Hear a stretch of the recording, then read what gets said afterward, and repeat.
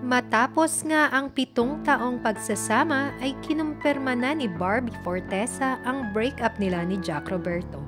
Nag-post ang dalaga ng kanyang mensahe sa Instagram nitong January 2, 2025. Nga isinaad ni Barbie ang rason ng kanilang paghihiwalay kaya kung ano-anong espekulasyon ang lumalabas. Nariyang dahil daw kay David Licauco na kanyang ka-love team. At ang iba naman daw ay dahil sa pagiging touchy ni Jack Roberto sa ibang babae kapag ito ay nalalasing. Matatandaang nagsalita ang isang sexy star na si Eva Mendez kung saan sinabi nito na naging touchy at aggressive si Jack Roberto sa kanya nang umattend sila ng birthday party.